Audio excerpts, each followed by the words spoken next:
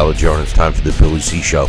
Good morning, good day, good evening, whenever you're watching, whenever you're listening. I hope you're doing okay today. Today's show is being brought to us in part by Sal's Neighborhood Pizzeria and Italian Restaurant located on St. Simon's Island in Georgia. Check out the website, www.salsneighborhoodpizzeria.com, or give my man a call, 912-268-2328, 912-268-2328. Find out why I go all the way to St. Simon's for an authentic Italian meal. Today's show is also being brought to us in part by our 24-hour, 7-day-a-week boxing channel. That's right, you heard it right. Billy C Boxing TV is available through Ginico USA. It's on all the major streaming services like Roku, etc., etc. Just visit GinicoUSA.com and sign up today for free. Ginico, Giniko, USA.com. Today's show is also being brought to us in part by the Southern Gourmet Spice Company. Get yourself a bottle of Kenny Bears and their two new products. My new favorite, their Cajun, blackened Cajun spice. And, of course, their all-purpose seasoned salt. Visit southerngourmetspice.com. Demand the Billy C discount when you place your order. Today's show is also being brought to us in part by the Title Bout Championship computer game. That's right. It's a great game. It's a simulation game. And today's show, we're going to be talking a lot about the game because we are going to put what I think the three biggest heavyweight fights that could be made today. We're going to reach out to Alex Papali and see how the Title Bout game matched up with the fights. And today we're going to be talking about Anthony Joshua against Tyson Fury, the biggest fight in the heavyweight division. See how the computer, we'll discuss it how we think it's going to go. We'll see how the computer system generates those fights as well, including we're going to also throw in there Anthony Joshua against Deontay Wilder. That was the previous biggest fight that could be made until Fury beat the snot out of Deontay twice, actually. And then for good measures, we're going to match up Deontay Wilder against Andy Ruiz Jr., which is what I think is not only a good matchup, but I think it should be the next fight for Deontay. So stay tuned for that. Get yourself a copy of the Title Bout Championship computer game really easily. Just visit our website, BillyCBoxing.com. And finally, today's show being brought to us in part by my book, Tom Molyneux, From Bondage to Pettis Man of Plenty, is available right now where all good books are sold. You can get a copy right now. Right now, while you're watching or listening to this show. Just visit BarnesandNoble.com or Amazon.com. Want a signed copy? Drop me an email. Billy@TalkinBoxing, TalkinBoxing.com, or just click the book on BillyCBoxing.com and order your copy today. Like I said, we're going to be talking about those three fights, big fights, Anthony Joshua, Tyson Fury, Anthony Joshua, Deontay Wilder, Andy Ruiz Jr. We'll discuss how we feel they're going to go, and we're going to give you the results of the simulation of those fights as the computer sees it. The Title Bout Championship computer game is great for that kind of stuff. We love it, and we'll get Alex on here in a few minutes to tell us how the computer went through. But just to get started, I want to just mention, we haven't done the show because of the coronavirus pandemic that's going on. It's a horrific thing worldwide. I do want to make one statement about it. I do, although there are deaths, a lot of deaths that have been associated with it, I think the panic is becoming worse than the disease, they're calling it a disease, virus, whatever, is itself. It's true that people that have underlying conditions like, being elderly, and I'm talking about, beyond 75, with other conditions like diabetes or more importantly, respiratory issues, kidney problems, etc., are more susceptible. And it's obviously serious, although there have been cases where young people have passed too. It's something that we've never really faced before in this magnitude. one thing I think it really shows us, as far as the United States is concerned, is how unprepared we really were for something like this. Not only from this respect of a virus, regardless of its origin, but how about, we're always talking about, it's a nasty conversation, but we're always talking about, war with other countries or what have you, and what seems to rise to the top is nuclear war, which is, everyone fears that. But what about a chemical war? What about something that would unleash a virus like this? And don't misread what I'm saying. I'm not suggesting that's what happened here. I'm just saying from a preparedness point of view, it seems that we were very unprepared, and that's alarming to me. Yes, now we're scrambling, and all of the healthcare workers, they're our front line, doing a fantastic job. I want to thank them. But hang in there as a world, as a society, and I'm not just going to put the United States here. I'm going to talk about it as a worldwide society.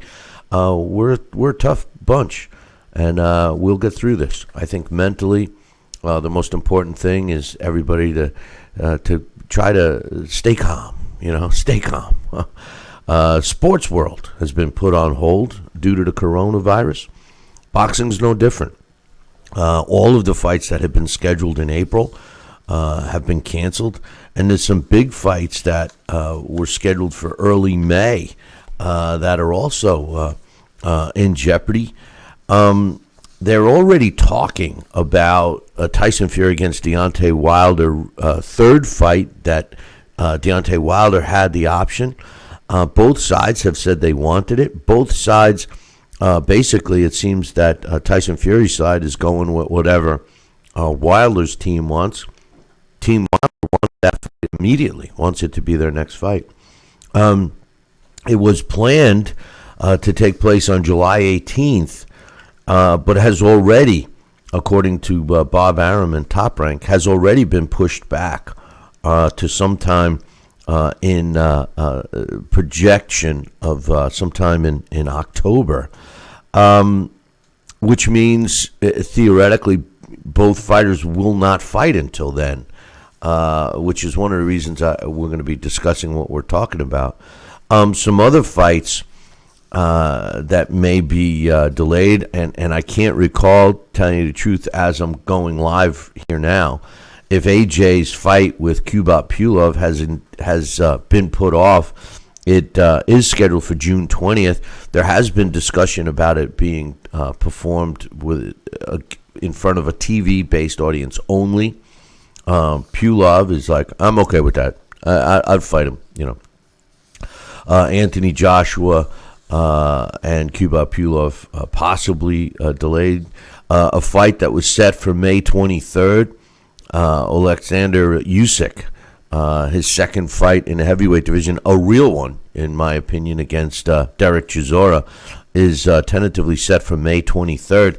That fight has not been canceled as of yet. Meanwhile, back in the Anthony Joshua camp, we have Eddie Hearn still discussing the possible showdown between his fighter, Anthony Joshua, and Tyson Fury, which is really the biggest fight in boxing right now. And it should definitely be made, in my opinion. But they're saying, hey, we'll fight in December. No problem. Let's make it happen. That's providing they both get a fight in the meantime. Which we'll have to wait and see.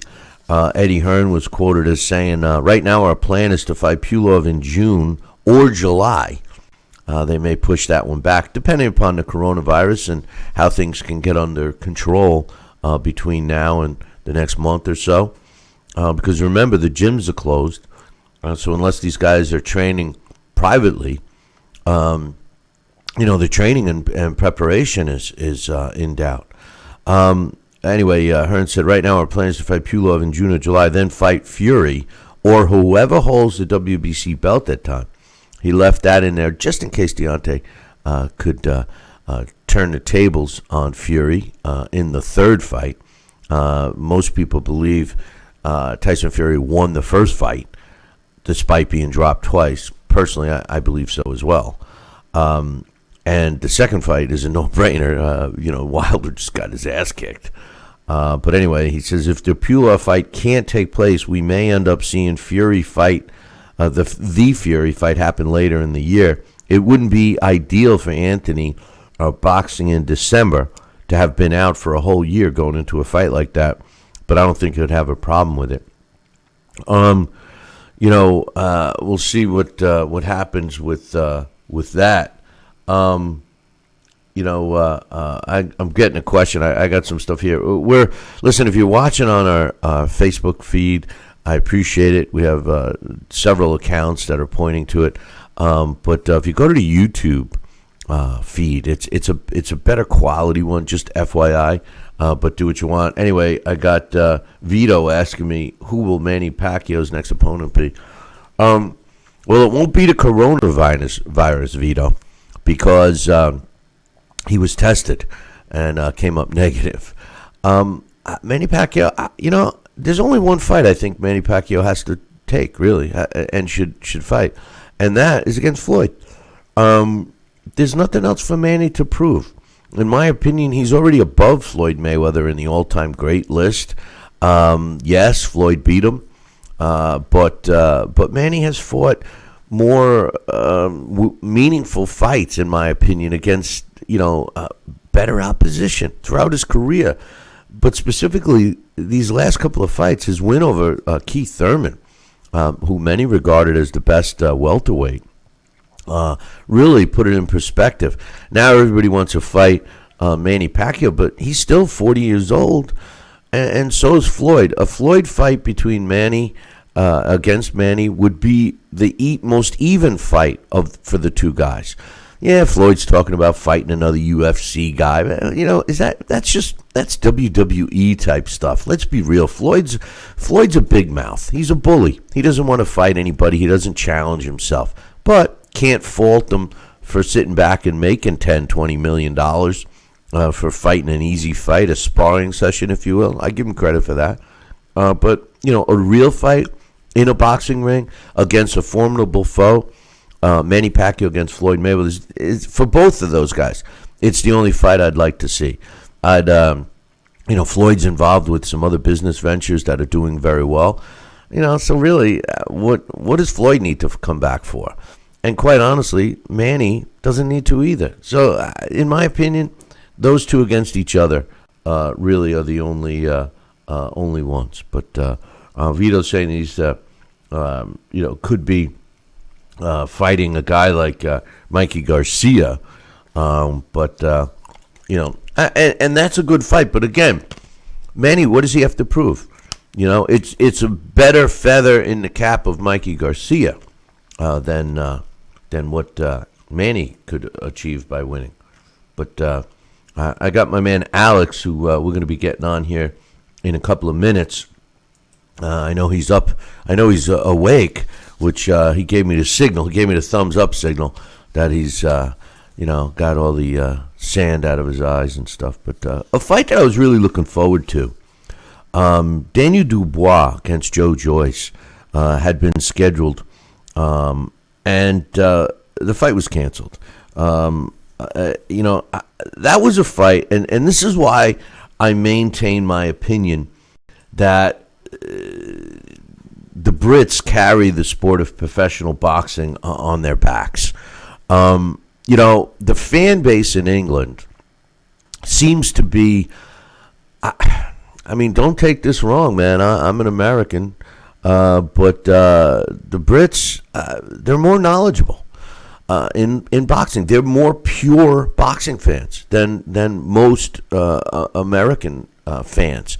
And I say most American fans, and I hate to single it out, and it's not like I'm prejudiced, but a lot of the younger fans in the United States are just they're off their crazy noggins. They just they don't know the sport, but they talk and act like they do.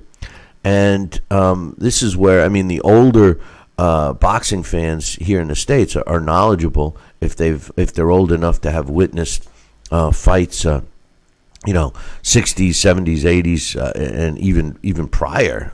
Then I think that they are clearly knowledgeable, and most of those fans also know boxing from a historical perspective. A lot of the younger fans here in the States don't.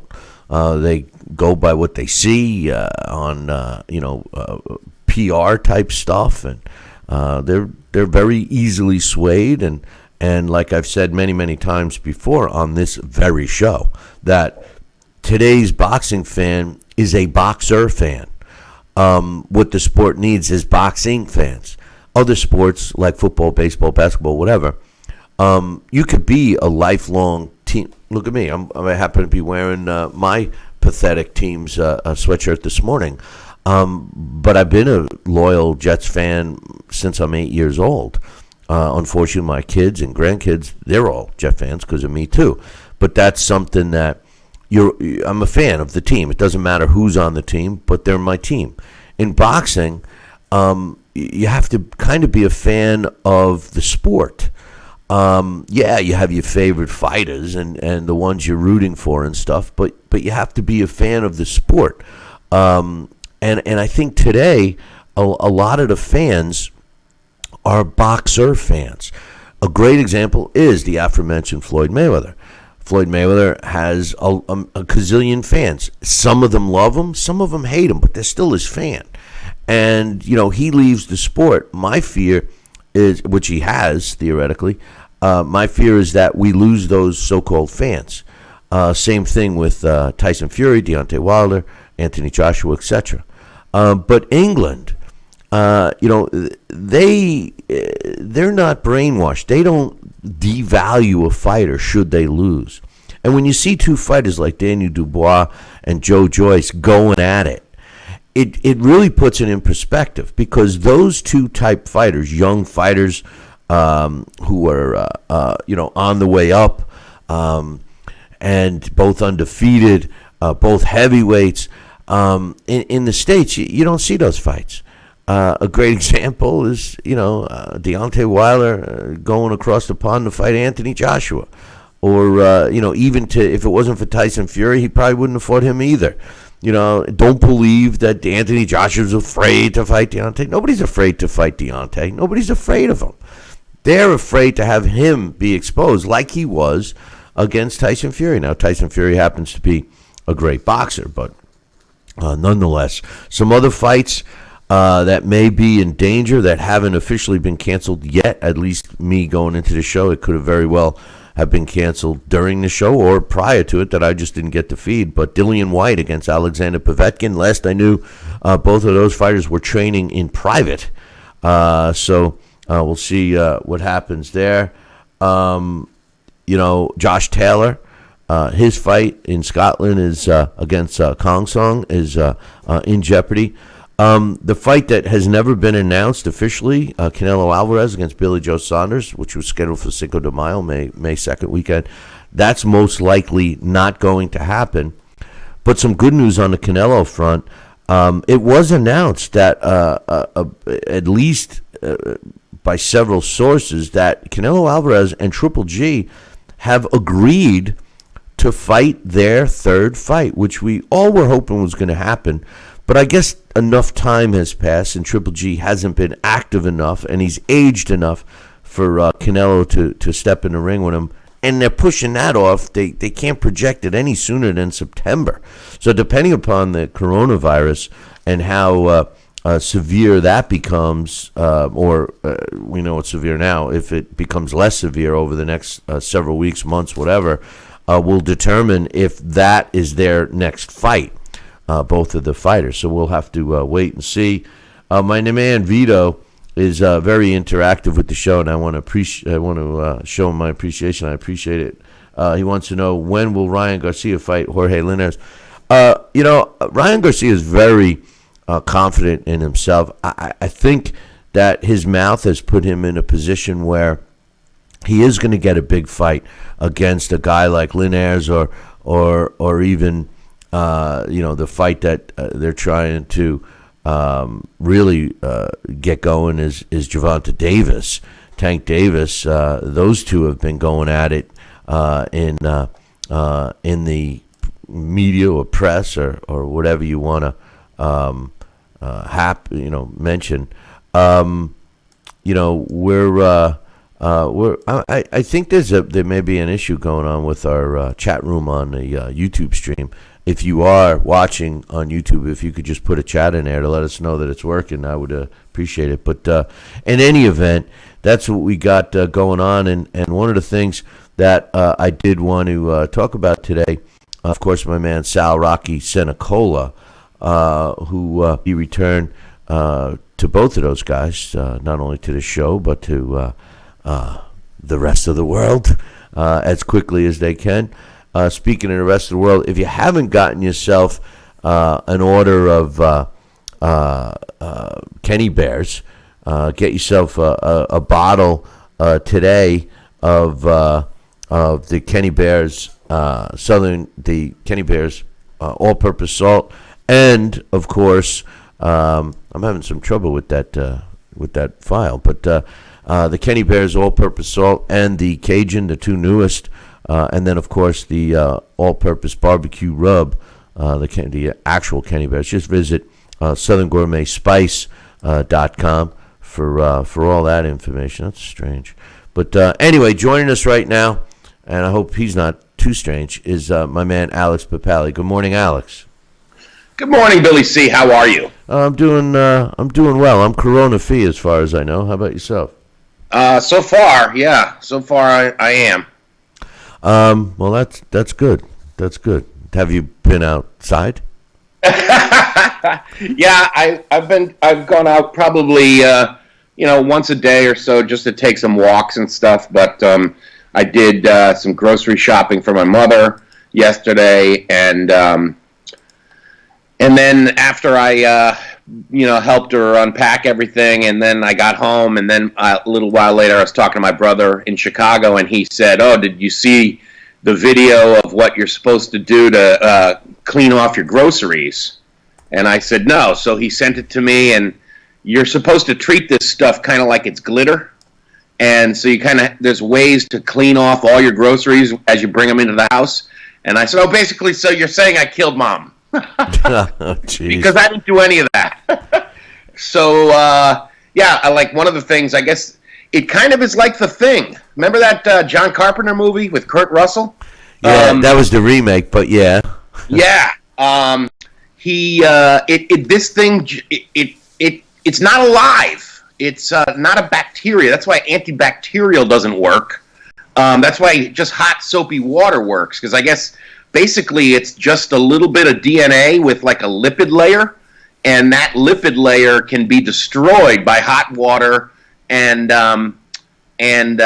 soap, or alcohol. That's why antibacterial doesn't work, because it's not really alive in the first place. I knew it. I knew the alcohol would help. I haven't stopped drinking since this came out, man. So, But anyway, hey, let's talk real quick about the announcement. And this is not exactly like it happened yesterday. I've been compiling what little news I could grab on boxing. I mean, it's amazing how much the sports world is shut down. But Canelo Alvarez and Triple G allegedly have signed a contract to fight potentially in September. But the third fight is signed, sealed, and delivered. Don't know any aspects of it in terms of financial, etc. But it's tentatively scheduled for September 12th in Las Vegas. We've talked about this third matchup for a long time.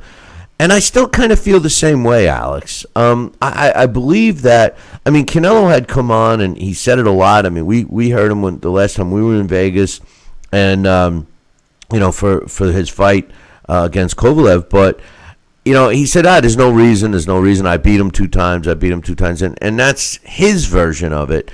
Many of the fans believe the complete opposite, that he actually lost as much as two times to him, but definitely once. The question I have for you is this. the argument that we've all had over this potential third fight, or even the second fight, and even the first fight, that's how far you got to go back, that Canelo was waiting and made Triple G wait too long. They've done a great job at, number one, keeping him out of the ring so he could anticipate his fight with him, which is the worst thing that we've seen it, with Triple G, that his inactivity is actually worse than his age. And then the age is the second part, where he's starting to age. Canelo is getting bigger, stronger, could arguably be at his peak right now, and now he says, okay, I'll beat him up for a third time. Is that what's going to happen? Does Triple G, in your opinion, have a shot at this third fight? I mean, what's your thoughts of them finally fighting, but not until the fall of this year? I definitely think that Triple G has a shot. You're absolutely right. I think that that's the thing about Canelo that really you got to give his whole team credit more than just him personally, because they've been really, really excellent at making the right matchups at the right time. And you're right. I think that at this point now, I definitely favor Canelo quite a bit in this third fight. However, I think the third fight needs to happen. I'm very happy that it will happen if we flatten the curve by then. Because I do think that there's unfinished business there. I personally think that Golovkin won the first fight. The second fight, I thought Canelo had won, but then when I looked at my scorecard, it was even. So yeah, to me, I do want to see a third fight very much, and that would be a good thing. But I think you're right. I think that you definitely have to look at Canelo as having almost matured past Golovkin because of Golovkin's age and just the wear and tear on him. The layoff is not going to be good. I can't imagine that this is good for any fighter, what's happening right now, because we know activity is so important, and even sparring is probably difficult because you'd need a multitude of people there just to be safe. It's probably over 5 people, and that's the thing in our state. Gatherings of over 5 are strongly recommended against. So I don't know what fighters are doing at this point. I mean, a lot of people are just working out at home. Was that a sniffle? Did I just hear a sniffle? Are you sniffling? You don't have a call, do you? Get away from that microphone. It's a 12-inch microphone distance rule that we have, because just in case it can be transmitted over the airwaves. I just want to play it safe. Nothing personal, I mean, I'm definitely not coming over for lunch today after hearing how you handle the food. But anyway, no, I shouldn't. We shouldn't make light of it. It is a serious thing, but like many of the experts say, I think the fear is worse than the virus itself. I mean, unless you have underlying conditions that would make it accelerate quicker or whatever. Just everybody relax. I mean, I think the fear is worse. But anyway, yeah, I hope it goes through. I agree with you. They waited too long. Is that a good thing? Is that a smart move?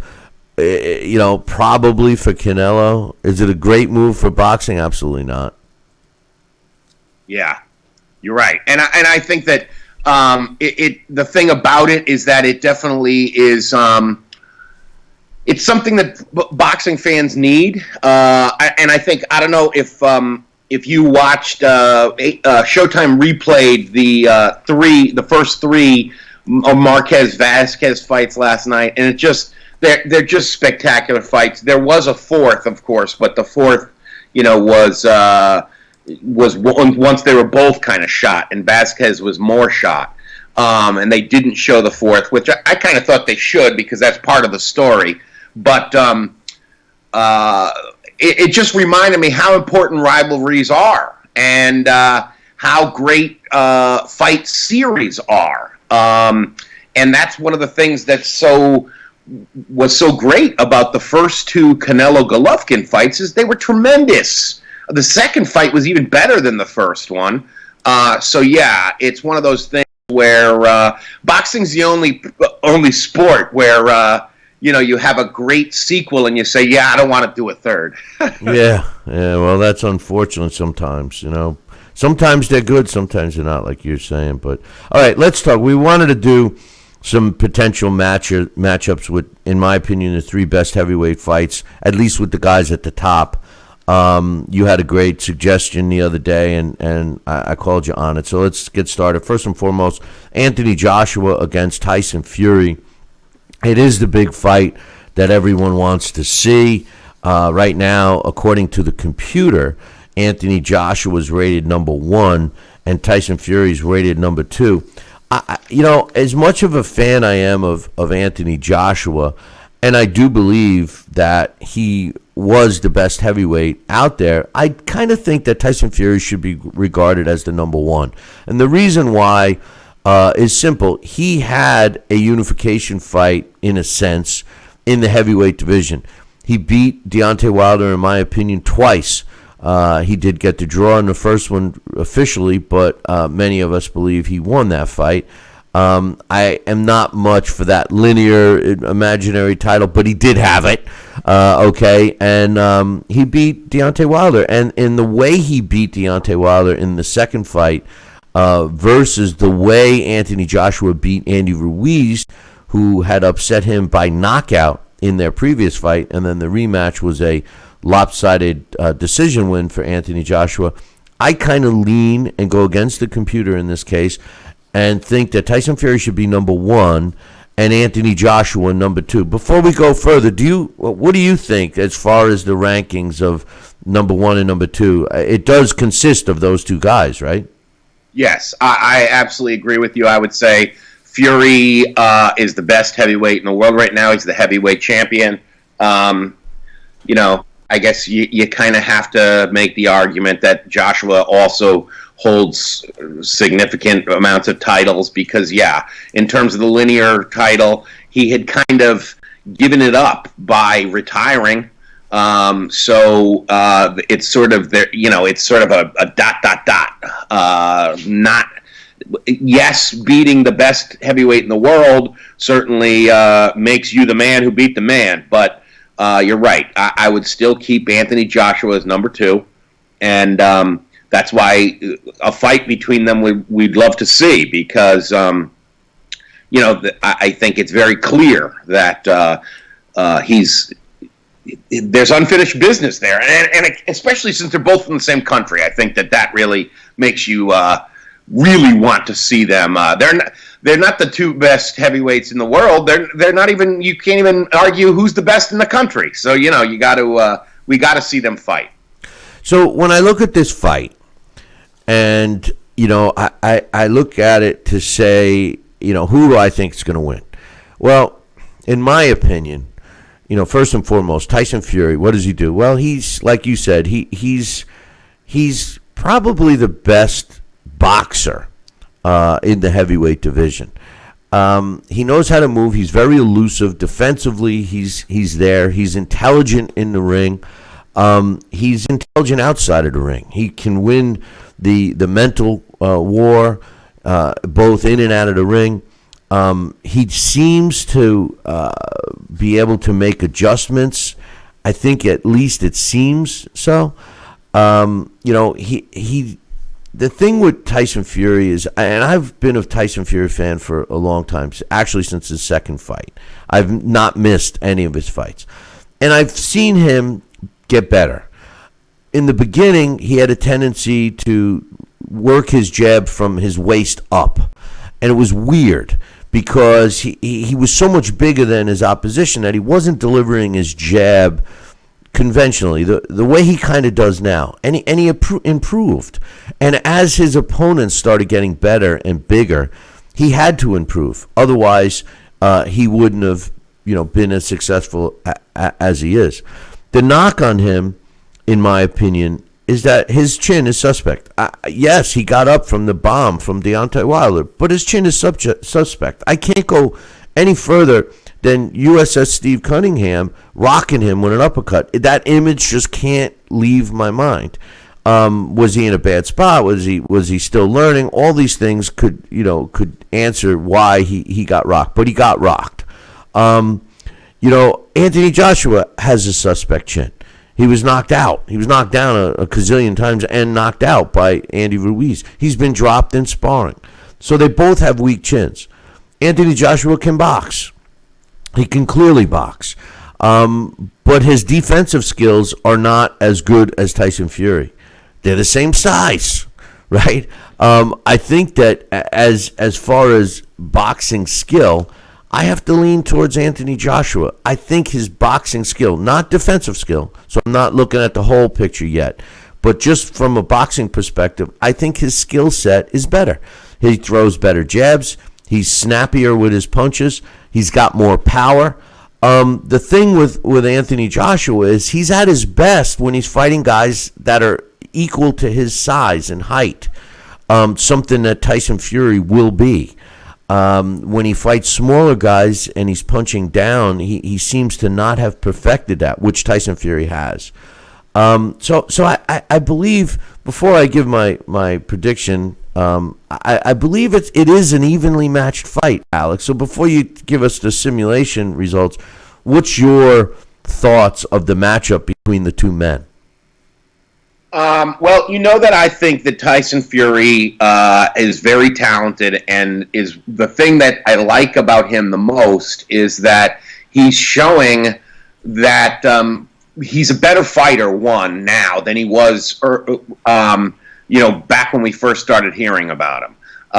It's amazing. He's better now than he was when he beat Klitschko.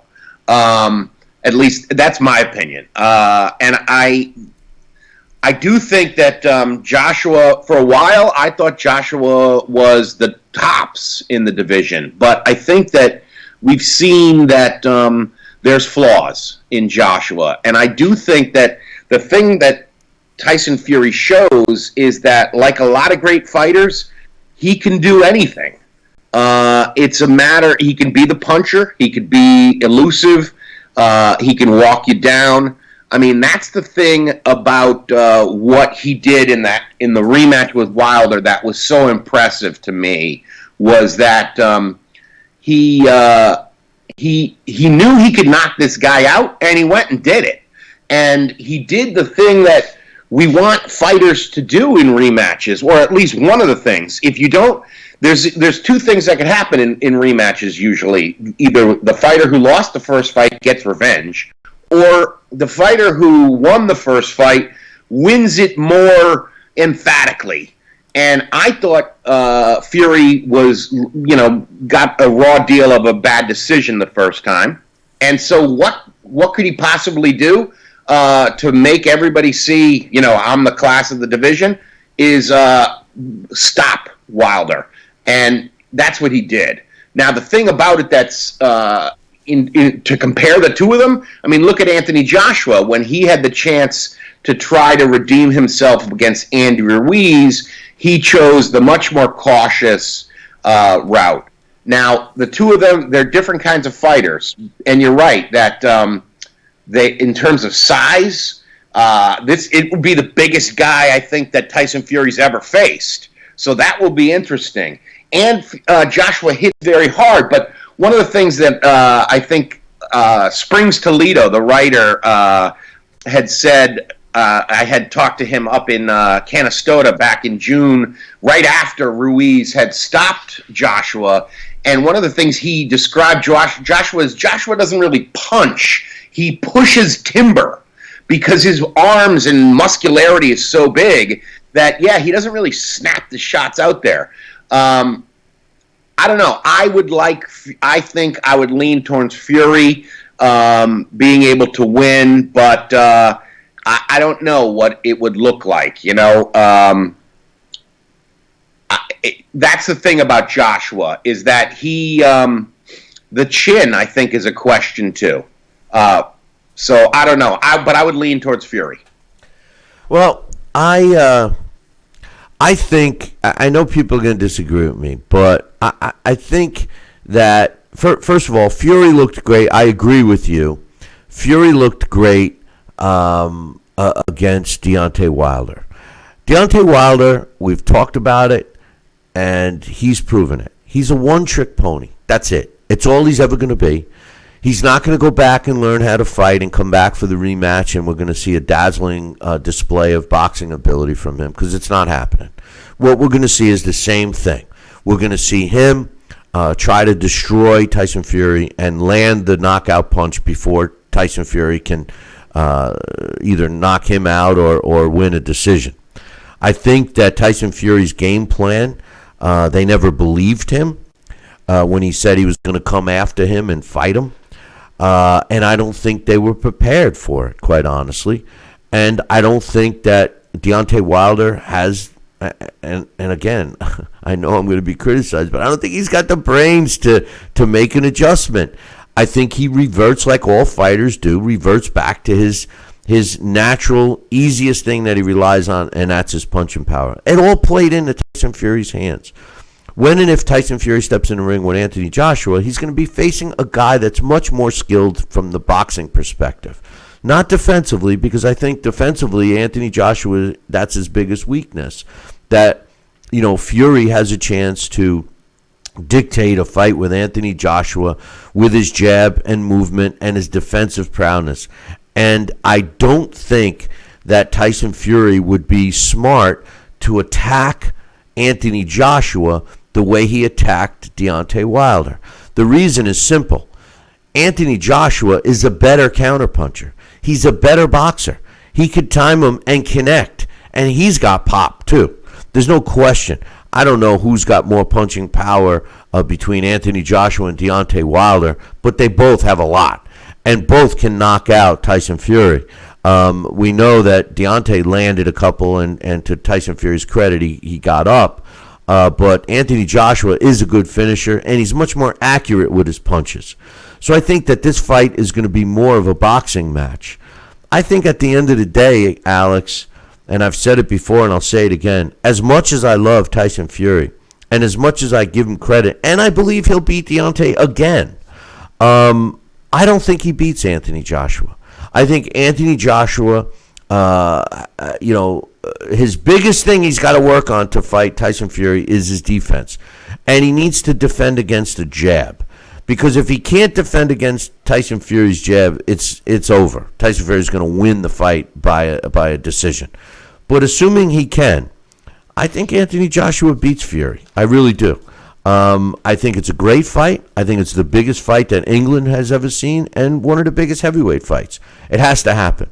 I would much rather see this fight than any other right now. That's my official prediction. Anthony Joshua beating Tyson Fury should they get in the ring this year, next year, whenever. How did the title bout game see it? Well, the machine, you are very clairvoyant, because when I put them in Anthony Joshua versus Tyson Fury in the Title Bout Championship boxing game, the first time they fought, I had them fight 12 rounds for the heavyweight championship of the world. And there was it was a little cautious at first, a little bit of grappling. There were some warnings to both guys for pressing down on the head, and boom, AJ drops Fury in the fifth and cut him. And then again at the end of the seventh and in the 11th, Anthony Joshua picks up a lopsided unanimous decision, scores of 117-109. 117-108 and 116-109. So yeah, Anthony Joshua really dominates, had him down on the deck 3 times. When I put them in against each other 100 times, Fury does come out on top, but barely. He wins 52. Joshua wins 41, and they drew 7 times.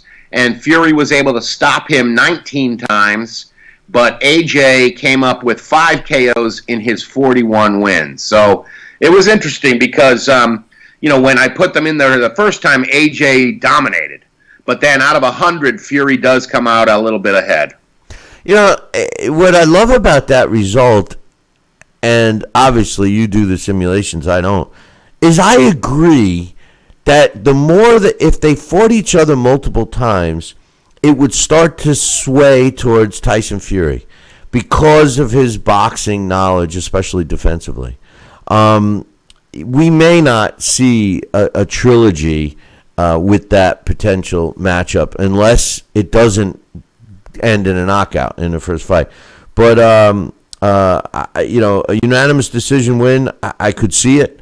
I could see AJ winning by knockout, but I do see Anthony Joshua beating Fury. I know people don't agree. Most people don't agree with me, but I do see it. I just, what's the common denominator? Styles make fights, right? And I just think that Tyson Fury, what his advantages are over other fighters, especially Deontay Wilder, which is a one-dimensional fighter, he's not going to have that advantage over AJ. And he's not. I don't think he's going to be able to lean on AJ. I think AJ's too accurate of a puncher for him to steal rounds, so to speak, the way he could against Deontay. Deontay's so out of whack. He doesn't. His footwork's terrible. He throws these punches from crazy angles, hoping that they hit. And when they do, his opponents go down. But a good, smart fighter that's defensively minded like Fury, who can see those punches coming, who can see the timing, etc., we saw what happened. He's not going to have that against AJ. I agree with the title bout in the first fight. Maybe not so much the 100 times, but I do agree that if they did fight multiple times, that it would go both ways. Yeah, I agree with you. I think that's that's what we've seen from Fury, at least matches. They both learn, are able to learn in rematches, but it seems like, at least from what we've seen, Fury learns more. Well, he always does. Yeah, he always does. He's a smart fighter. Every one of his fights, we see with Tyson Fury, the fighter we saw beat Deontay Wilder in the last two fights, basically is the culmination of all of the education that Tyson Fury has gained. I think that he's unique in the sense where he truly is a throwback fighter from the point of learning the sport in the ring. A lot of other fighters, you don't see that. Especially with in today's day and age where they coddle the fighter and protect them and all of this, they actually don't give the fighters a chance to learn and get better. I think Tyson Fury is different from that regard. He has gotten better. Yeah. But you okay?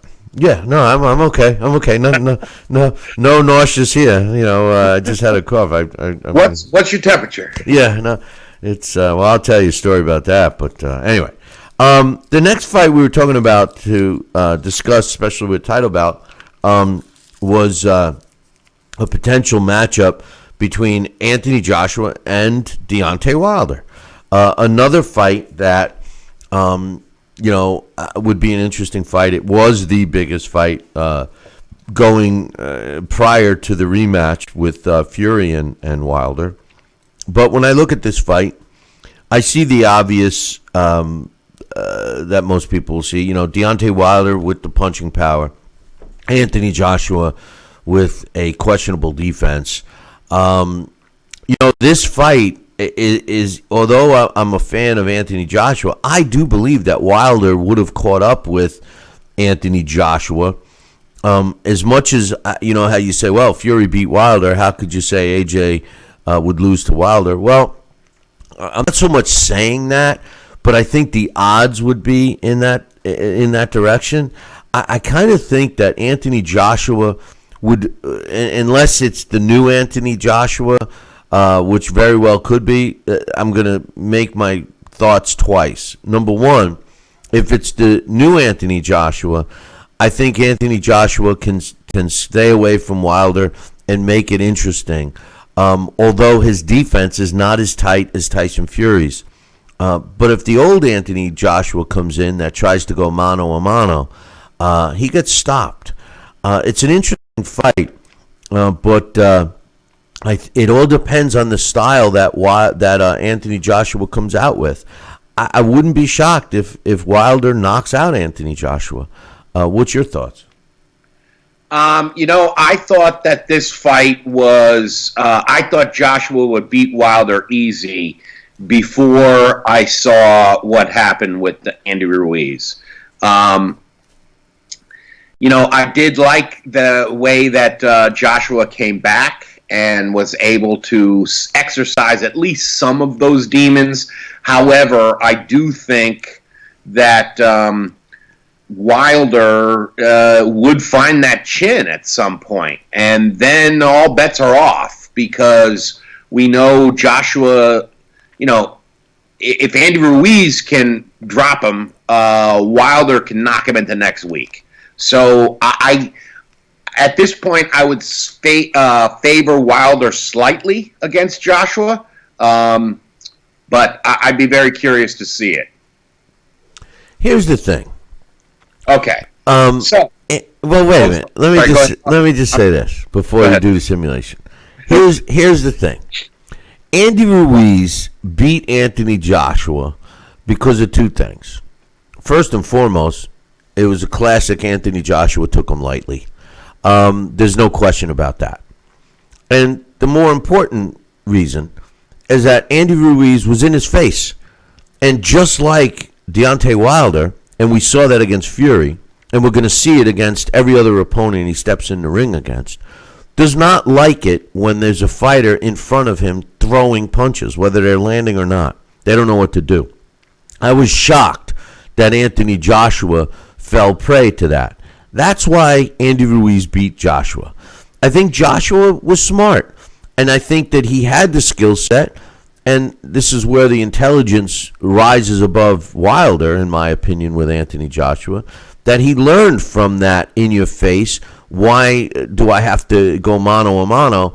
And I'm going to box this guy. I have height over him. I have boxing ability over him. And in the rematch, we saw him Klitschko-esque beat, Andy Ruiz. So that's why I lean towards two different versions of Anthony Joshua against Deontay Wilder.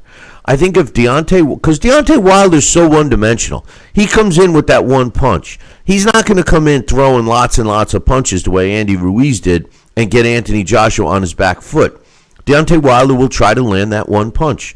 And as long as Anthony Joshua's discipline is intact, he's going to beat Wilder.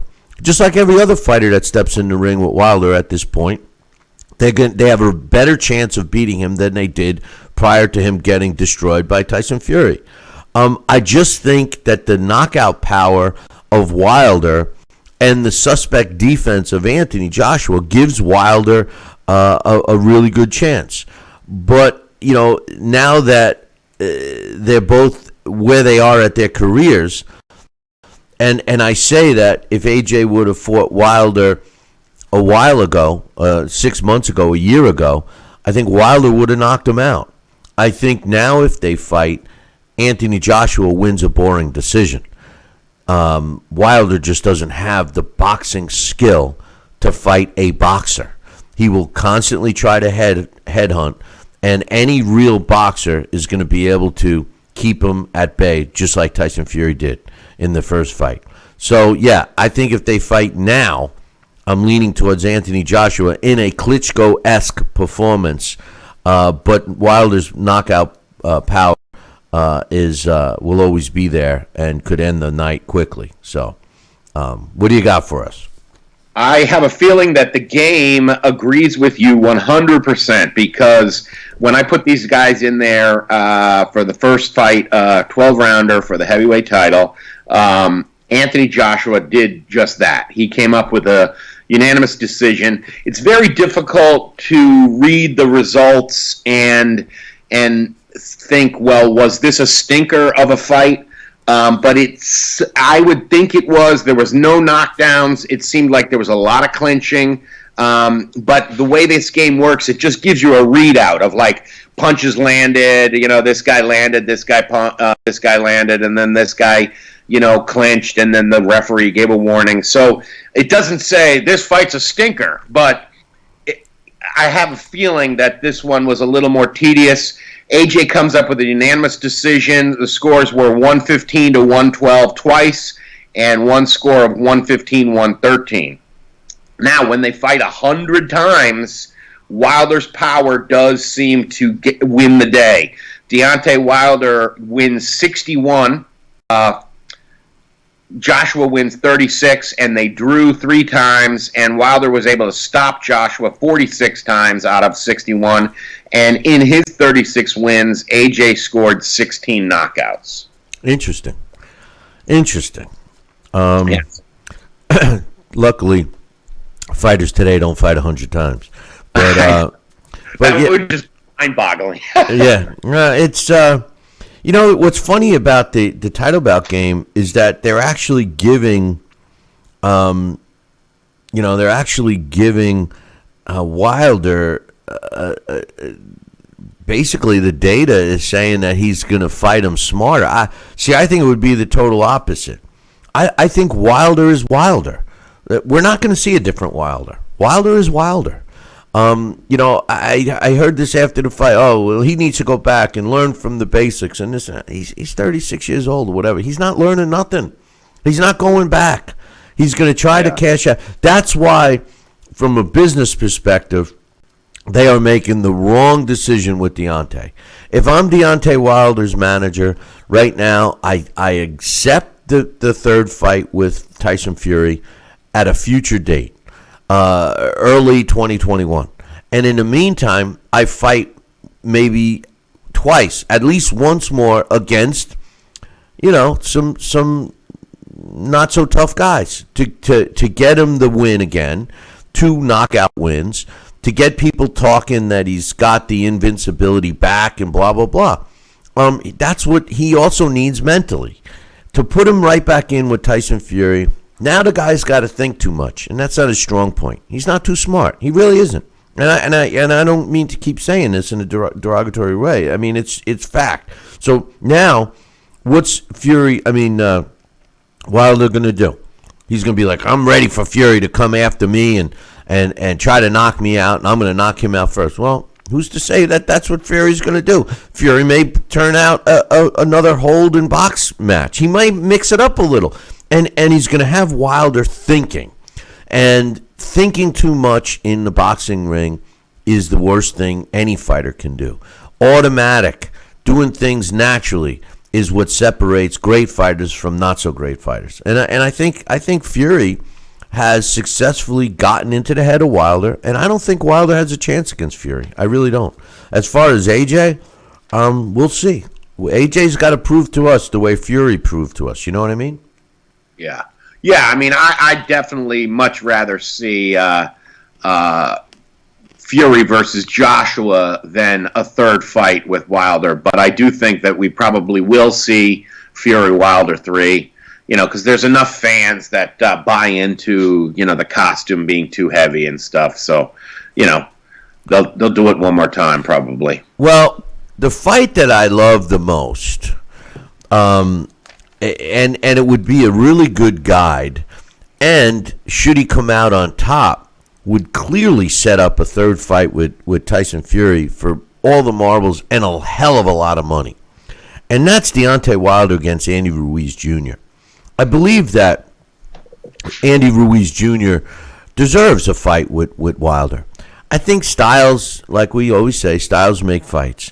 And the way Andy Ruiz beat Anthony Joshua, assuming that he comes in to fight Deontay Wilder that way, really presents an interesting fight because, Wilder can handle the smaller guys better than AJ can.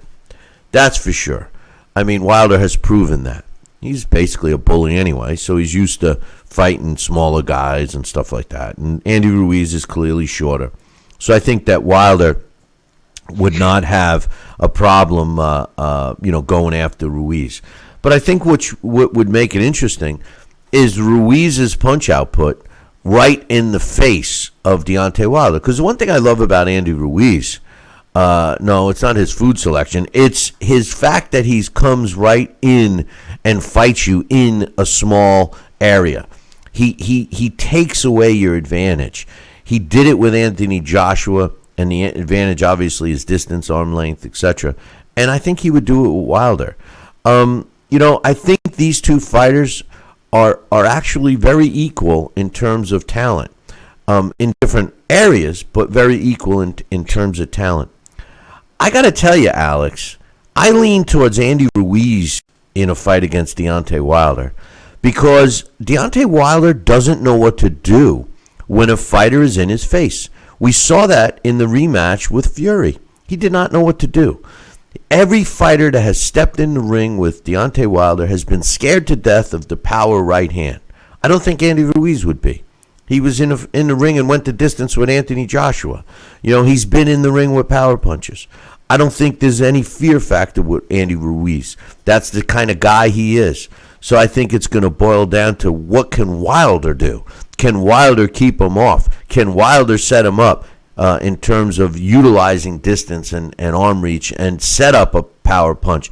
I don't think he can.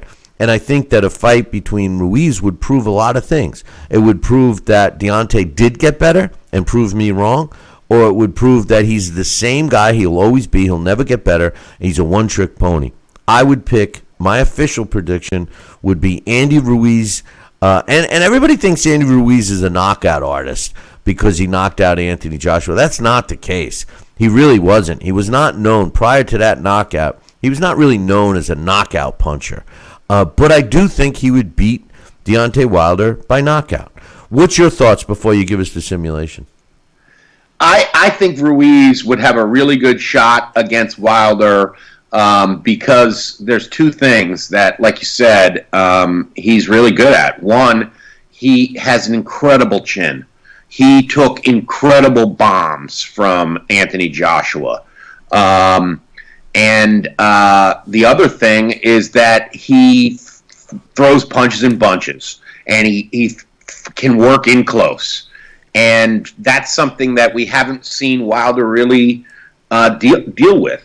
And we know that Anthony Joshua had a hell of a time with that. So much so that he had to, in the rematch, prevent that dimension from ever occurring and keep Ruiz outside where he could bat at him with those big punches, big long arms. So Wilder would try to do the same thing, and like we saw with Tyson Fury in the most recent fight with Wilder, Wilder doesn't know what to do if you pressure him. So while Ruiz, I think you have a good point. If Ruiz was to come forward and put pressure on Wilder, yeah, that could be an interesting matchup, especially if he threw those lots and lots of punches. Wilder would have a hard time dealing with all that incoming. But again, the thing about Wilder is he can change things with one shot.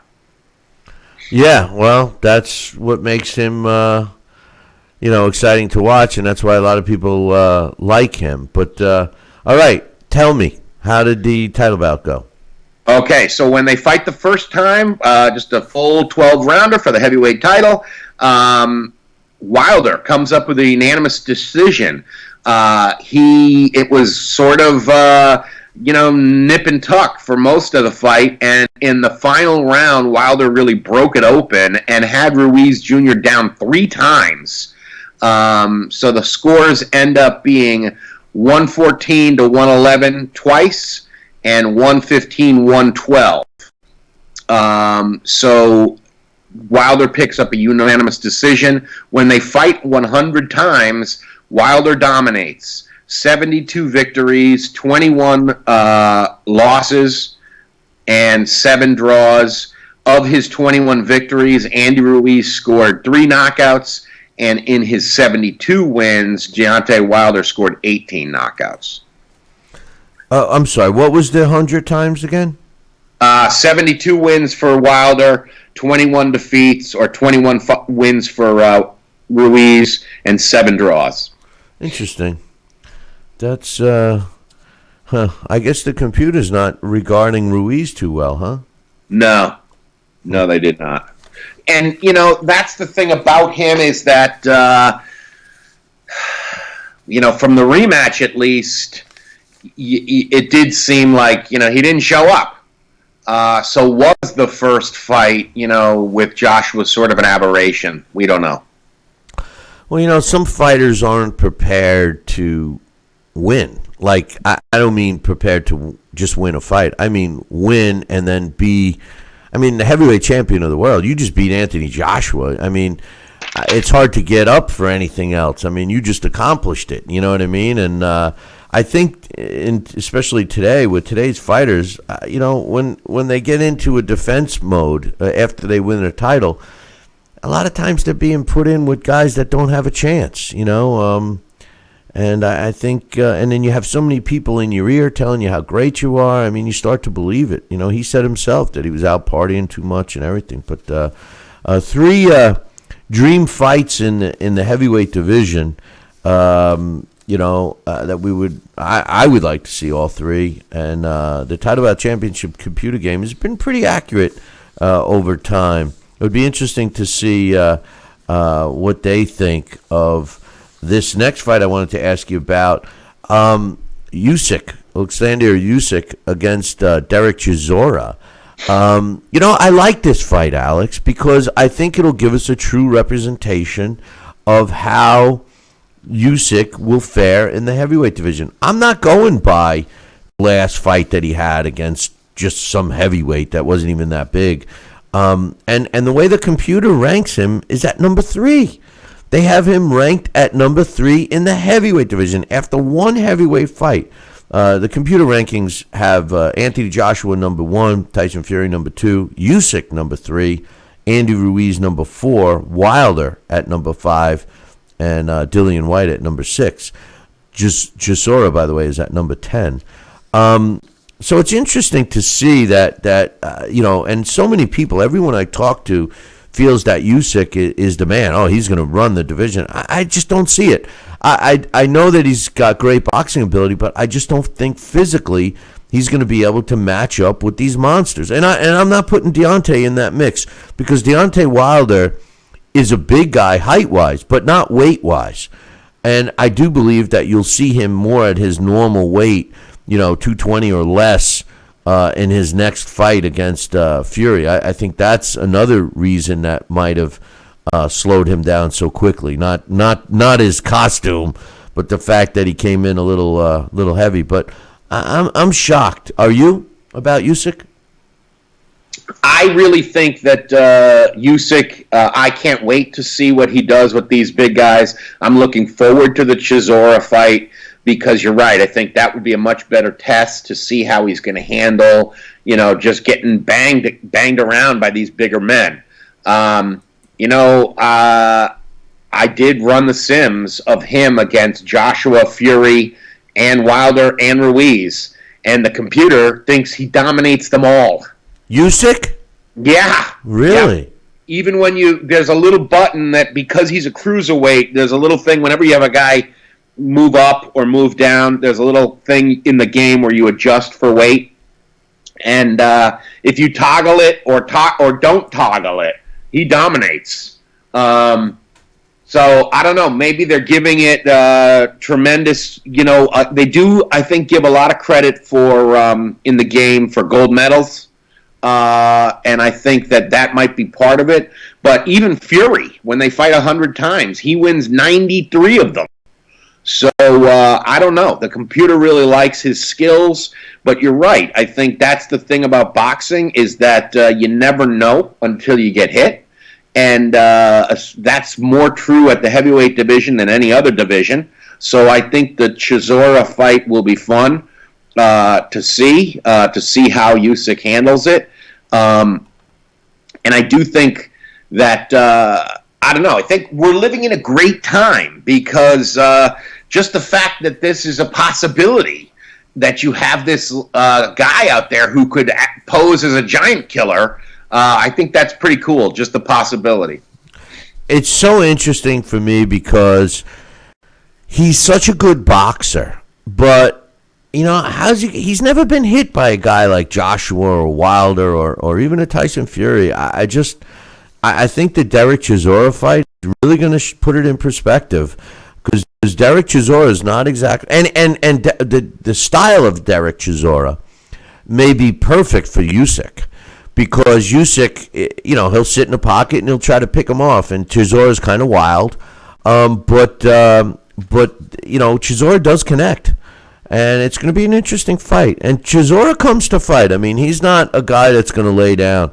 I think my opinion of Usyk in the heavyweight division will come into focus after the Chisora fight. I just think that I need to see that before, and then he's going to get a shot at Anthony Joshua most likely, so he's better be careful what he wishes for. I just think, Anthony Joshua is a guy that lost a fight, but I still think that he's still gonna be the guy. I don't know. Who do you think's the best in the heavyweight division? I know you think Tyson Fury is, but who's next? I think I would say Joshua's next, and then Wilder, and then I'm tempted to say Usyk, but we haven't seen enough from him yet. I just brought up Evander Holyfield's record, and if you go back to Evander, remember his first heavyweight fight was against James Quick Tillis. Then his second one was against Pinklon Thomas. He stopped both those guys. It was the third that was an absolute war with Michael Dokes, who he also stopped. So, by the third fight, we were convinced, okay, Evander's a heavyweight. So maybe this second fight that Usyk has at heavyweight won't answer those questions, and it'll take a third. But I think if he handles Chisora well, he makes a good case for himself to be, a heavyweight. I would have liked to have seen Evander at that stage of his career fight a non-coked up Michael Dokes. No disrespect to Michael Dokes, but he was a good fighter, and that was at the worst part of his career when he stepped in the ring against Evander Holyfield. What did that fight? How many rounds? That didn't go 3 rounds, right? Michael Dokes, I think, was 10. That fight was brilliant. Yeah, it was March of 1989. Well, for some reason, who am I thinking of that fought Dokes that it only lasted like 3 rounds? I could have sworn it was Evander. Maybe it was Mike Weaver. No. It was I didn't realize that it went that long. Huh. But he knocked out Dokes. And Dokes, yeah. Oh, yeah. He stopped him. It was, that fight is an amazing. If everybody who's listening, if you're in quarantine today, find that on YouTube. That was, if you haven't seen it, that's a thrilling heavyweight fight. Yeah, no, it's a shame. Dokes was a great, but anyway, Alex, I appreciate your thoughts and your insight on these, and of course running the simulations, and hopefully we'll be able to have boxing to talk about next time. It's been pretty tough. I was thinking about revisiting some of the blasts. That would be cool. And maybe you can drop me an email at some point during the week of your favorite ones, and maybe we'll do those. We'll do a couple of them. All right. Yeah, absolutely. Yeah, one thing I did look up was, and I think the Ring Magazine had an article about it, that I did, when all this talk of 1918 and the Spanish flu, I was like, well, that had to affect boxing back then. And I did look it up, and you know who passed away from it? Battling Jim Johnson died from the Spanish flu. And he contracted, I guess, in Massachusetts. He had a fight scheduled, and I believe it was in September of 1918 against Sam Lankford, that all sports were put on hold because of the outbreak of Spanish flu. And in the period while he was waiting for the fights to come back on, he contracted it and died from respiratory issues from the Spanish flu. Wow. Battling Jim Johnson. He fought everybody, including Jack Johnson. I think Marvin Hardy fought. He fought all those guys. He was a tough guy. Wow, hey, thanks for that. Right now, actually, Derek Jefferson, a heavyweight from the 2000s and late 1990s, He's only 52, and I think he was on a ventilator the other day. He's struggling with COVID-19. So no one is invulnerable to this. Take it seriously and stay home, everyone. Yeah, it's true. Alex, go wash your fruit. That's right. Go wash the food. Fruit. Yeah, I appreciate your time, my man. Let's so everybody, you know what we're going to be talking about next week. Some blast. If you've never seen him, go punch him up. Alex does a great job, and that's it. We'll be back next week to talk about some historically great fighters that, especially for you young whippersnappers out there, tune in next week and maybe you'll learn something, right, Alex? That's right. All right, my man. Take care. All right, Billy C. Take care. That's my man, Alex Papali. And if you've never to discuss, but it's a good time to talk about that. I know we like to generally do we gots to do what we gots to do. Interesting outcomes according to the Title Bout Championship computer game with Anthony Joshua against Tyson Fury. Out of 100 times, it was pretty close. Then we had AJ against Deontay Wilder. And then we also had Wilder against Andy Ruiz Jr. But if we can get her back to stay this time and get her thoughts on these three fights and everything else, as you know, she's boxing's best photographer. And I broke it down and felt that Anthony Joshua beats Tyson Fury. I know many of you disagree. Simple. I feel that the main reason that he would win is because I think that Anthony Joshua has the boxing skill to box with Fury. I think we're all judging Tyson Fury strictly on his last exceptional beatdown of Anthony Joshua. Give a shout out to my man Caesar. Just seeing him in the Facebook room. So we will things best photographer, the beautiful Emily Harney. What'd you do? You declined me? I go to China and never decline you. I'm like, what is she declining me? You know, I was like, what's up with that? How you doing? I'm doing well. You know, all things considered, we're hanging in here. You know, trying not to lose our minds too much with the quarantine. But we're able to get outside and just move around a little bit. So we're making the most of it. How about you all? Yeah, same thing. You know, I it's a very trying times we live in, and I do believe that the hysteria over this is making it even worse for people. Yeah. But it is what it is, and just like I said earlier in the show, not only as the USA but world globally, I think we'll all get through this, and we're all learning something from it. So absolutely, and as a teacher too, it's a really interesting time. So I have a lot of students out there who are trying to make work right now photographically, and I think documenting your experience in any facet is always important. So it'll be interesting to see what they make out of all of this, but we will get through this. We are a resilient crew. Hey, something you mentioned, the one thing I think that teachers in general are going to gain by this is a little more respect from moms and dads, because that they're homeschooling right now, and I every time I talk to someone and they have kids, they're like, oh my God, just hold on a second. Hold on. You have to do this. You have to go with this. Mr. So-and-so sent that home. You have to, I was actually talking to someone, and I'm not going to say her name, but it was the second day, and she's got a son. I believe her son is either in kindergarten or first grade. So it was the first day of homeschooling, went off or whatever. So I'm speaking with her, and it's the second day, okay? And I go, no, so how's class going? She said, oh, well, we had a snow day today. And I go, what? What do you mean you had a snow day? It had snowed the night before, And she said, well, I just, I had to do some stuff, so I had a snow day. And I said, oh, my God, your second day at homeschooling and you're having a snow day? And I just thought it was so funny. But well, you know what? Listen, to all those parents out there or those who are responsible for children right now and their education, teach them through cooking.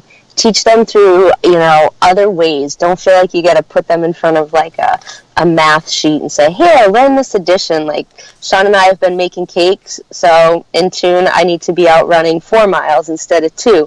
So, you get science and math right there, and then everybody's happy. So take it all in stride, people. It's funny, with cooking, you could definitely do math. I said 3/4 of a cup. But anyway, we talked about 3 heavyweight fights. But before I get into those, and I'll tell you what the results were from Alex's simulations, I wanted to get your quick thoughts on the announcement that Canelo and Triple G have signed, sealed, and delivered a 3rd fight potentially set up for September. But the fight will happen, assuming that we get a handle on the coronavirus and the world opens up again. What's your thoughts on the 3rd fight, Emily? Because, I personally, like I said earlier in the show, I think all 3 on Canelo's side were dragged out. I think that they didn't give Triple G the opportunity to fight when they should have. They've dragged it out. I think, in my opinion, I thought Triple G won 2 fights, but I think most people think they at least split the 2 fights. The 3rd fight, is it going to be competitive? Because Canelo, you can make the argument, not only is a bigger fighter, but he's at his peak right now. We're seeing the best Canelo Alvarez that we've ever seen. And I don't know if we could say that about Triple G. What's your thoughts? Yeah, I think you have a good point there, where we've waited some time here to see Triple G come back, and that opportunity with him and Canelo earlier on may have been more interesting in terms of, a competitive fight. I think there are a lot of things that, play into the mix here. Obviously, the state of things right now, but, the preparedness of a fighter who might have been thinking, hey, I'm fighting in May, and, been doing things, and now I'm fighting in September. That can affect not just Triple G, but also Canelo.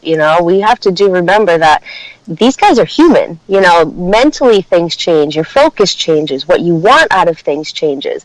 It's going to be really, really interesting to see over the next 6 weeks what does change for a lot of people, and not just fighters, but the game itself, how the sport changes, what do we have access to, so how does that play into what a fighter's next decision is? And we know the fight's can happen. Does it happen in September? Hopefully. But mentally, where are both these guys at? The things that they've been through. So that does play into the mix. Both of them are older, but who else were they really going to fight right now? We have all these other fighters who we said deserves the opportunity with Canelo, but where was the excitement at? And I think out of a promoter's standpoint, they had to really look at that and go, this is what we need to take care of right now, and this is what we want to see, and we don't want to put either of them in there with somebody who, might not sell in the way that we need them to or be as exciting as we need them to. So it's an interesting fight, and who knows, Triple G can pull something out of the can that, he just has mustered up, ready to roll. It's the fight game.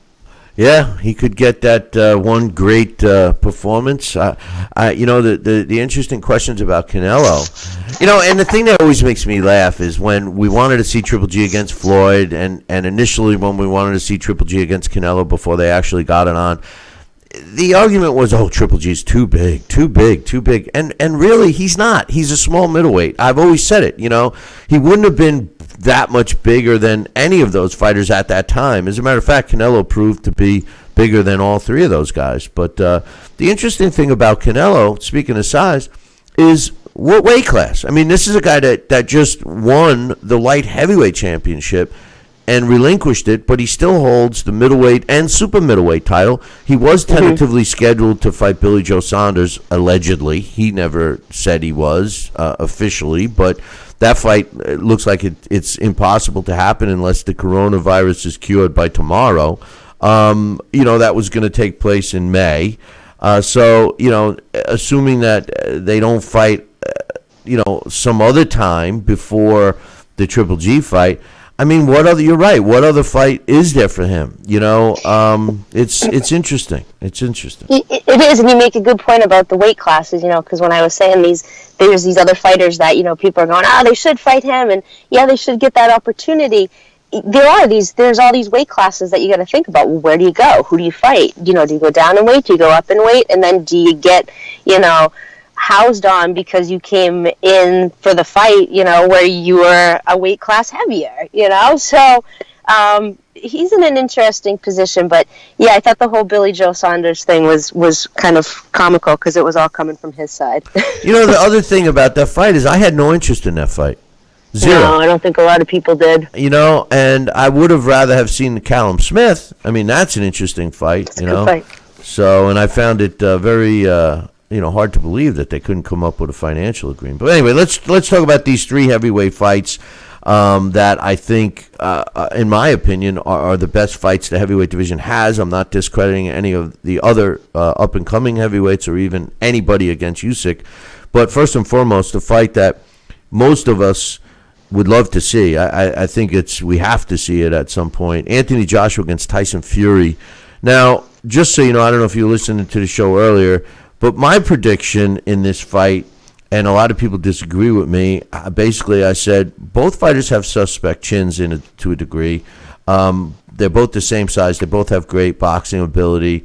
Anthony Joshua has more punching power than Tyson Fury, way more punching power than Tyson Fury.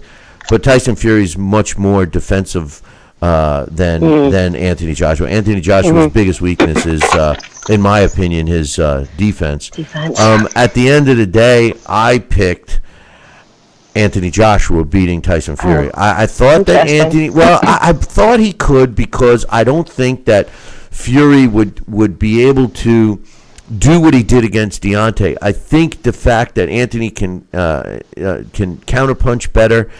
he's more accurate. I just think that it would be a unanimous decision win for Anthony Joshua over Fury in a not so exciting fight.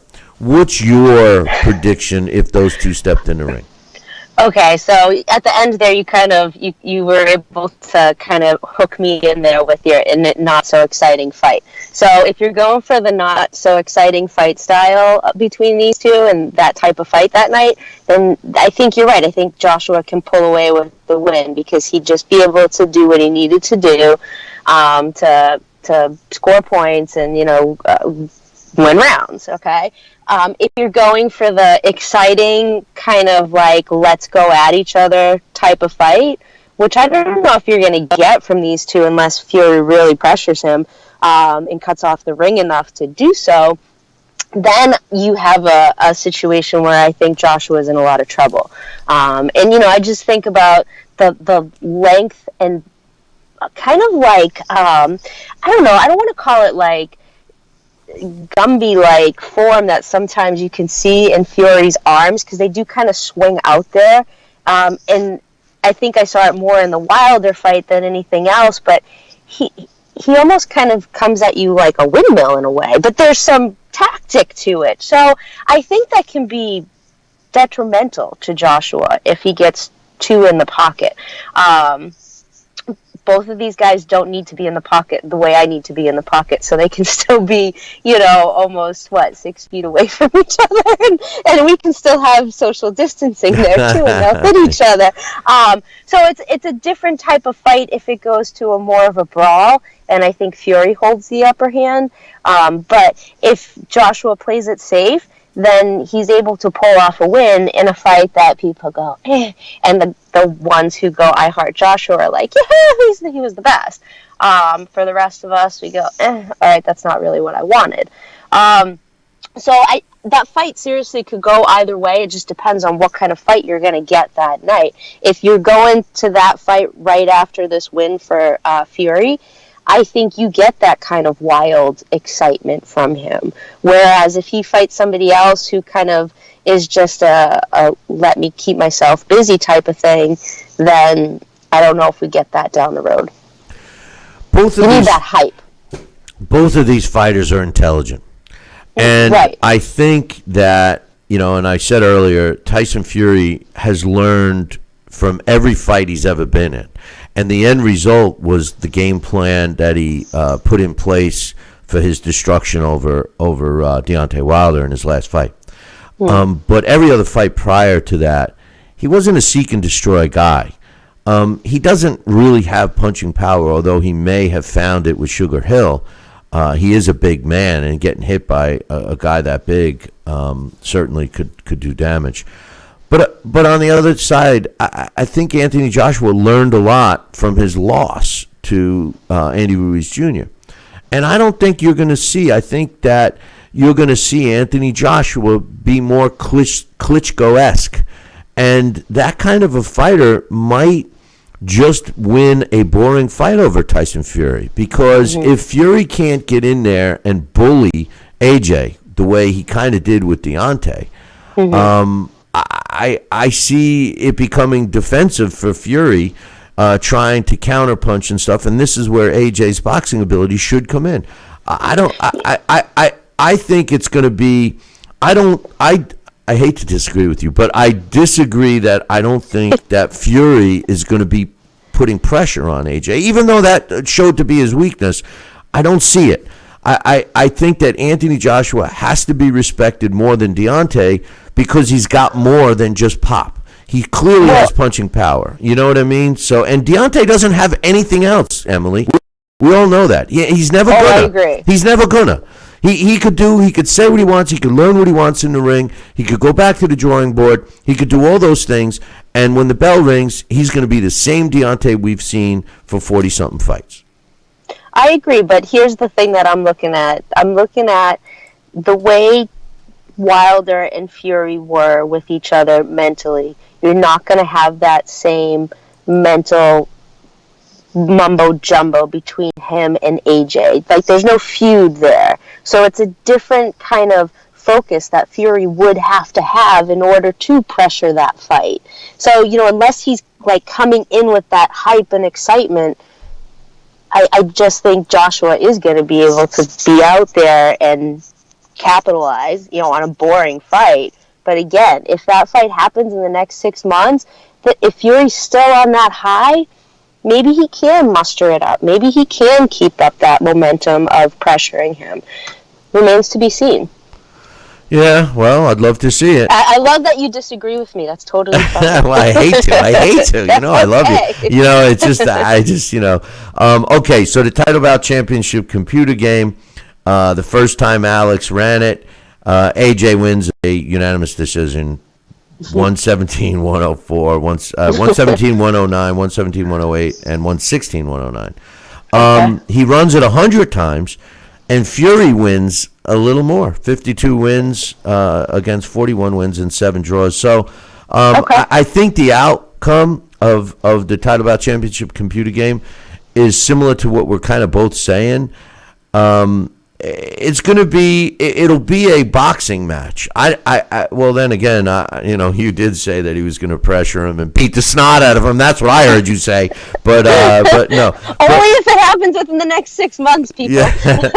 Otherwise, he's going to find some other high to ride. but that's the thing about Fury, and that's what makes him so dangerous.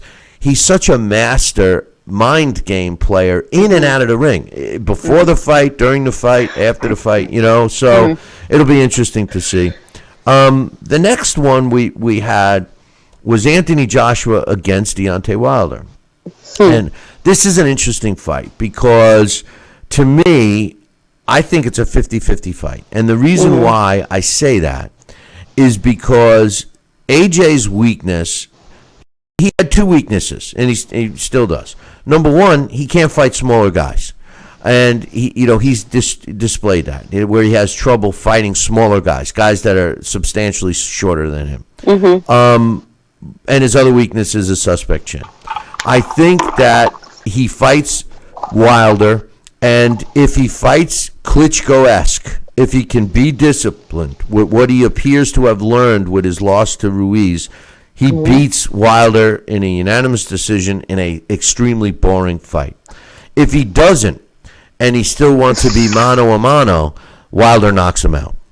That was my prediction. What's yours? Man, you got these extremely boring fights going on there. I don't even if Joshua was able to fight very Klitschko-esque, I don't think it becomes a boring fight. I think you have that excitement, and maybe more of the excitement of seeing how Deontay maybe gets frustrated with that style of fighting. Maybe that's the excitement for people, and not the fact that there's a massive pressure in that fight. But I go back to that Tyson Fury Wilder kind of feud there, where I feel like Wilder would be able to make it feudy. Joshua isn't going to really respond because that's just not his personality, but I feel like there's going to be some pressure on Deontay there to really go in for the kill. So I feel like that's where the excitement is going to try to come. Do we get it? It depends on how quickly Joshua can, switch to that Klitschko-esque idea, or stay in that frame of mind. This becomes a really interesting fight after the last year, between Joshua getting knocked out, him coming back. He's definitely a different focused fighter for sure, and has learned from that experience.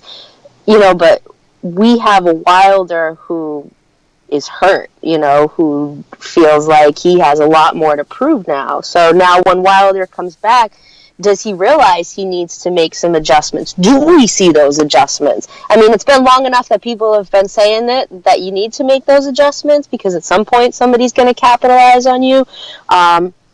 Maybe he finally does it in that fight. He's not smart. Listen, I've been saying this all day, and it's not personal, but Deontay's not a smart guy. And I don't think that he can do that. I think Wilder is Wilder. And I think that if Anthony Joshua and Deontay Wilder fought before Anthony Joshua lost to Ruiz and basically changed his style and used his intelligence to alter it, I think Wilder knocks him out. I think if Anthony Joshua went into the Wilder fight prior to adjusting to Ruiz, he loses by knockout. The only reason why I'm saying he wins by a boring decision now is because he's going to be cautious, and he's not going to get into a situation where he's going to trade. Let's face it, Deontay's not accurate. He's got no style. He's got no footwork. He's got pop. He's got a tremendous punching power. And up until his last fight, it has always bailed him out. And I think that he will have a very hard time. He would have had a hard time against Klitschko. And I think he's going to have a hard time. He'll never beat Fury unless he catches Fury, which I doubt he's going to do. He'll never beat Fury. That's why I don't even care to see the third fight. And to tell you the truth, I think he has all kinds of trouble with AJ. And by the way, the Title Bout Championship computer game did it the first time, said that it would be a boring unanimous decision win for AJ. 115, 112 twice, 115, 113. However, if they fight 100 times, the game came up with Wilder winning 61 of those. Really? Fights. Yeah. Interesting. Which is, that's why I said to Alex, I go, that's the most interesting part of it all, because Wilder does not change. He does not get smarter with his fights. Yeah. So by doing 100 times, you would think it would be the other way around. So that was interesting to see. That, maybe his computer actually watched this last Fury fight and realized he doesn't listen to his corner and was like, the hell with this guy. But he never has. He never has. And his corner doesn't even listen. Are listening. The corner doesn't even listen to each other. So, But the most interesting fight of all of these, I believe, is Wilder against Ruiz Jr. And the reason why I say that is because I believe that Deontay Wilder needs to fight another fight prior to Fury to get us interested in the fight again. And when I see Wilder against Ruiz, AJ's weakness is fighting smaller guys. He had all kinds of trouble with Ruiz. Ruiz in his face, he didn't like it. Ruiz knocks him out in the first fight. I see Wilder against Ruiz. I see Ruiz all over Wilder. I see every fighter that fights Wilder from this day forward in his face. And because he has no boxing skill, no footwork, no defense, none of that, he's going to be smacked around a lot more than he was. A lot of fighters were scared to death of the bomb, which he has, the right hand, and they fought cautiously.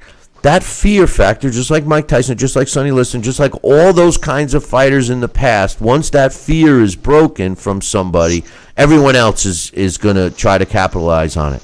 I see a fight with Ruiz and Wilder, with Ruiz in his face, and the fact that he can take such a punch, and the fact that Wilder doesn't have the accuracy, etc., I think Ruiz beats Wilder. I really do. I think Ruiz beats Wilder bad. As a matter of fact, knocks him out, even though he's not a knockout puncher. That was my prediction. What about yours? Interesting. Well, I definitely see Ruiz holding some of an upper hand here because he's not afraid to get in there. You know, we know that. He's not afraid to get hit. He knows how to get up. And he got hit really good by Joshua.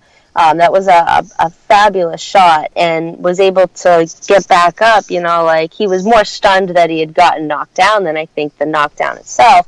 But you know, he's not going to back down from Wilder. He's not going to give him any respect. And I think he also realizes some of the opportunities that he missed out on. So I think there's all of that in Ruiz going for him that there'd be so much more for him to fight for that would push him through no matter what. But any fighter who's watched Wilder from this last fight with Fury should be able to, especially the ones that have fought him, should be able to go back and capitalize on him now, you know, knowing what they know, seeing what they see at the one-dimensionalism if he doesn't change. You know, you're able to capitalize on it if you don't show him any respect. I take Ruiz in that fight. I think it goes to a decision. I don't see the knockout necessarily.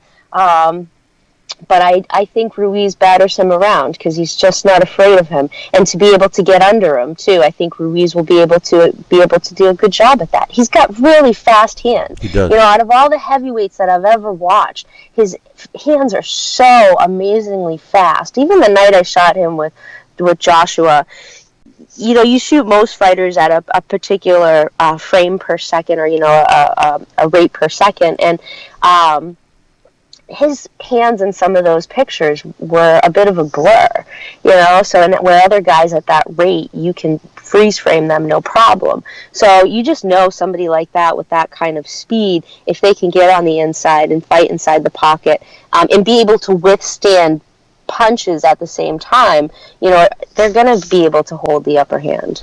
He is extremely fast, especially right in your face. It's almost like it's like speed bag work, and and that's the way he fights, and that's what I think is so successful for him. He did it against AJ, and he will. I agree. He will do it against Wilder.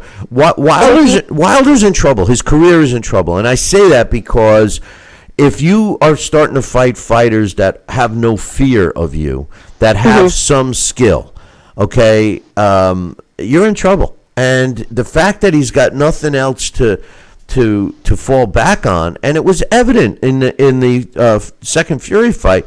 I mean, I actually found myself feeling sorry for Wilder because he was getting beat up that bad, and then he just made himself look even so much worse with all the excuses and stuff. He's never, even if he wins, he won't win. He won't win. So, but I'm saying, even if he wins, I don't know if he's going to be regarded as the same ever again. You know, it's unfortunate. Well, yeah, I mean, you think about the way that he, you know, responded after all of that. It's one thing to just take your loss and, you know, keep it moving. And, you know, it was not my night. But, you know, the excuses is where it gets you, you know, and things like that are always going to follow you, especially when all of a sudden you've turned into a meme.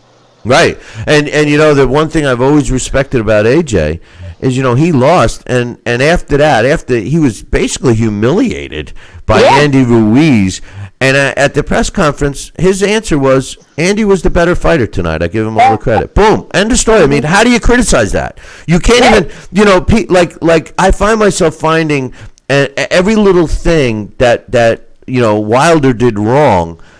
And AJ did so much wrong against Ruiz in the first fight. And you find yourself, well, how much more can you say? The guy just said it all. He said he lost, and there's nothing else to say. I mean, it's over, And Wilder put himself in a very tough spot. And I don't really blame him. I blame his team. His team, he's been so loyal to his team. And his team has failed him. They failed him, educationally, not giving him the experience that he should have gotten on the way up. He's never gotten better. He's always relied on the one thing, which is punching power. He'll only rely on that. I feel that the Ruiz fight against Wilder would be a smart fight for him to get back on track should he beat Ruiz. And I think it's a fight the division needs. Two guys that are coming off losses. The guy who wins that fight is right back in the discussion. And if the contract is solid enough, he could still have his third fight with Tyson Fury. So to me, it's a win-win-win situation for Deontay Wilder to fight Ruiz. Unfortunately, they've already made their mind up, and they're going after Fury, which to me, you know what, Emily? It sounds like a cash out because I can't see Wilder beating Fury. I just can't. And because Fury's going to not fight the same way, he's going to fight more cautiously in the third fight. Guaranteed he's going to win a boring decision in the third. He's not knocking him out again because he's not going to Wilder that he doesn't need to, and he's not going to give Wilder the chance to knock him out because that's all Wilder. That's all that's on Wilder's mind right now is to knock out Fury. And Fury, hey, I think Wilder took Fury lightly in the rematch, and now he's not, and he wants to kill the guy, and he's hoping that Fury comes after him again. And Fury's not. Fury's going to fight more like he did in the first fight. He's going to hold. He's going to lean. He's going to jab. He's going to use his skill to beat Wilder. So I mean, we're going to get the third fight, but I don't think it's going to be challenging for Fury. Then we're going to see one more fight. Will be Fury against AJ, and then Fury's career. He's going to walk away. You watch. Unless he loses. Then he'll fight. You got the whole next year laid out for him. Well, what else am I going to do? I haven't had much else to think about. I haven't had much else to think about. But anyway, Emily, I appreciate your thoughts, and we'll look forward to next week. We're going to be talking about some of the blasts from the past that we've done, so it'll be a historical show that we can talk about some stuff, and hopefully we got some good news about the sport and about the coronavirus, and maybe we can get things back to normal, or at least closer to it sooner than later. Right? So absolutely, hang in there, keep your social distance, wash your hands, and I don't know, stay safe. Stay safe. Absolutely, right? Be well, everybody. Stay safe, and don't let your kids drive you crazy. Yeah, I can't even say that to you because you're experienced. You have not only you have your own kids, but you got other people's kids, and it's no fair. You have the edge. You have the edge there over most, but thank God. What, of losing my sanity? Is that what you're saying? Well, no, of not. But I'm kidding. No, you're right. You're right. I got some good kids out here, so absolutely. I think what's going to happen is you're going to see a lot more respect from parents coming to you and all teachers over this, which might be a little overdue. So anyway, Thank you. We appreciate that. Hang in there, Emily, and I'll talk to you soon. Okay. Likewise. All right. Take care. That's the best boxing photographer, Emily Harney, giving us her thoughts on a lot of stuff, specifically our top 3 fights that we were discussing today. So next week we are going to continue discussing non-date-sensitive stuff.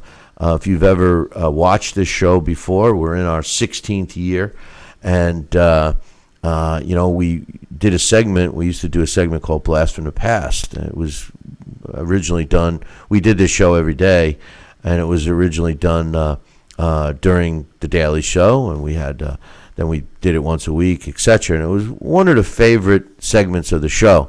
where it was an educational part. We would teach you about a fighter from yesteryear. Sometimes they were former champions, sometimes they weren't. Sometimes they were journeyman-type fighters. And Alex Papali, that was his baby, and we have a lot of them that we actually run up on the Billy C. Boxing television channel. So if you haven't had a chance to watch that, go to GinicoUSA.com and sign up and watch it through Roku or anything else. But if you have a smart TV, you can actually watch all of our shows from on YouTube. We actually upload the same show that all the television networks get, so you can watch that up on YouTube as well. So hang in there. We will be back next week. So I'll leave you with this. Make sure you tune in next time. Same bat time, same bat channel. Until then, I'll leave you with this. Ciao, baby.